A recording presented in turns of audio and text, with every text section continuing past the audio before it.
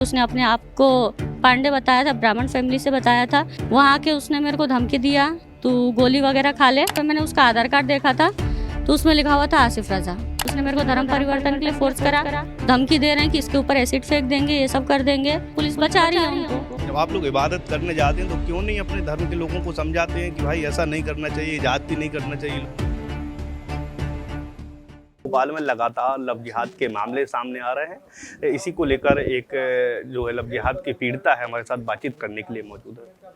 आपके साथ में घटना कब घटी है, आरोपी का नाम क्या था और क्या पूरी घटना है, थोड़ा मैं आईएस यूनिवर्सिटी की छात्रा हूँ। आईएस यूनिवर्सिटी में आशीष नामक युवक से मेरी दोस्ती हुई थी। उसने दोस्ती हुई? नॉर्मल दोस्ती हुई थी, बातचीत वाली। हाँ, ऐसी दोस्ती हुई थी। उसने अपने आप को पांडे बताया था, ब्राह्मण फैमिली से बताया था, इसलिए मैंने उससे बात करी। इसमें उसकी सहेलियों की भी हाथ है, उसकी क्लासमेट वगैरह की, जिनको मैं नाम से जानती नहीं हूँ, शक्ल से जानती हूँ बस। इस दौरान उसने मेरे को शादी का झांसा दिया। शारीरिक शोषण करता रहा, ब्लैकमेल करता रहा, पैसे वगैरह लेता रहा मेरे से। उसके बाद जब मैं प्रेग्नेंट हुई तो मैंने उससे बोला शादी कर लो, घर में बात करो। तो उसने मेरे को साफ मना करा।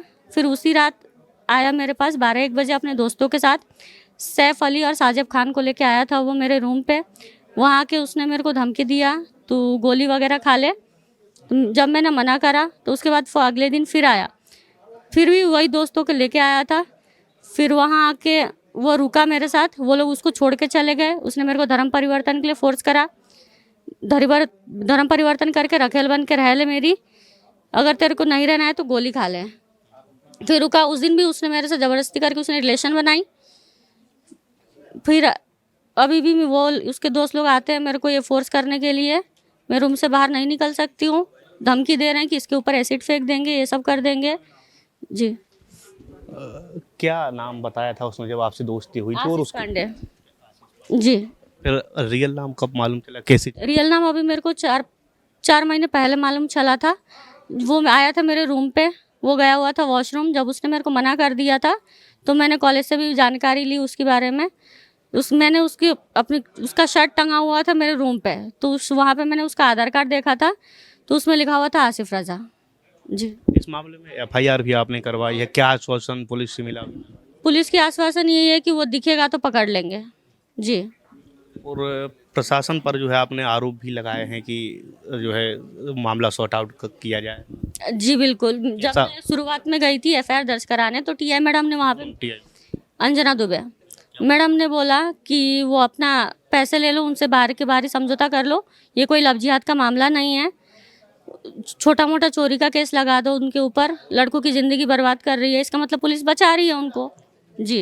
अब क्या चाहते हैं? मैं चाहती हूँ कि उसकी गिरफ्तारी जल्द से जल्द हो और कानूनी कार्रवाई उसके ऊपर की जाए। राजधानी भोपाल में लगातार बढ़ रहे लव जिहाद के मामलों को लेकर एक समाज सेवी सामने आए हैं। ऑल इंडिया मुस्लिम त्यौहार कमेटी के जो है जो संरक्षक बातचीत करने के लिए मौजूद। आप जो है रेप पीड़िता को सामने लेकर आए हैं और उसके साथ लव जिहाद की भी घटना हुई है। मुस्लिम समाज के लोग जो है आगे आकर लव जिहाद की पीड़िताओं को जो है, तो हम यही मानसिकता लोगों की बदलना चाहते हैं कि हम सब एक हैं, बराबर हमारे अधिकार हैं, चाहे वो हिंदू हो, मुस्लिम हो, सिख हो, ईसाई हो, सबको हमें एक दूसरे के दर्द में खड़े होना चाहिए। इसलिए हमने इस देश में ये पहली बार ये पहल हुई है, ऑल इंडिया मुस्लिम त्यौहार कमेटी ने शुरू की है और ये शुरुआत या देश के आखिरी कोने तक जाएगी।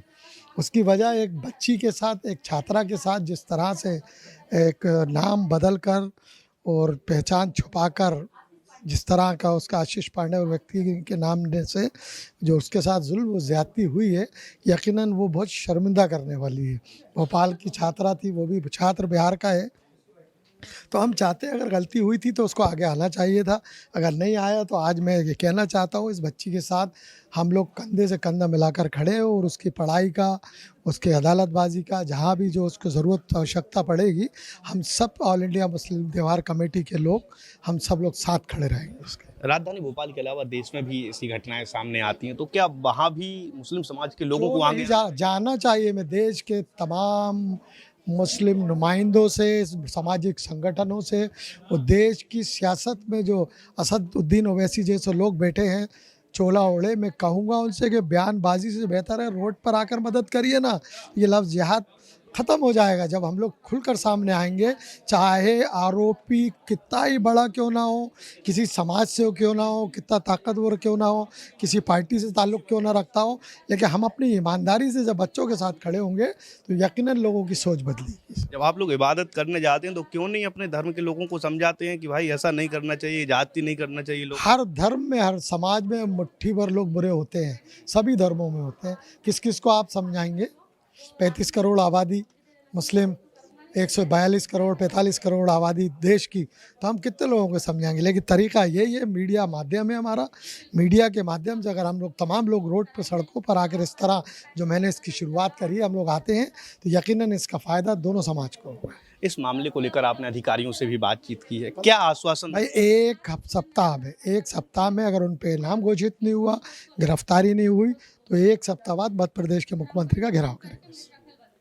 जो है पीड़िता ने आरोप लगाया है कि जो थाने की टीआई है वो इस मामले को कहीं ना कहीं लेन-देन के माध्यम से सेटल करने की बात कर रही है। भाई बड़ा शर्म की बात है कि अगर एक आरोपी को आपने पकड़ा था तो उसको कोर्ट पे पेश कर देना चाहिए था। छोड़ना तो शक के दायरे में आता है, सस्पेक्ट होता है। अगर एक आरोपी पकड़ा गया, आपने ये कहकर छोड़ दिया कि पहले हम बड़े आरोपी को पकड़ेंगे फिर छोटे को पकड़ेंगे, तो ये मेरे समझ में नहीं आया। अगर बच्ची कह रही है तो उसकी जांच होना चाहिए।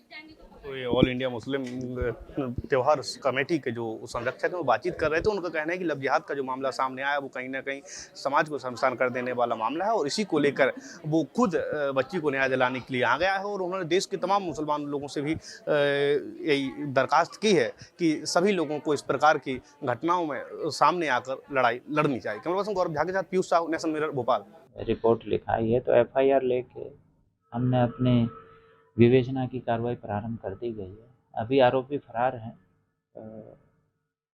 इसमें टीमें बना दी हैं हमने, तो जो भी आवश्यक कार्रवाई करेंगे। अभी इसमें 2 लोग बिहार के हैं जो अभी तक पता लगा है और एक व्यक्ति अपने एमपी। हाँ, इसका महिला ने जो रिपोर्ट की है वो ये की है कि वो बेसिकली आशीष पांडे बन के उन्होंने जो है इंटीमेसी की और फिर बाद में इस तरह की घटना को कारित किया।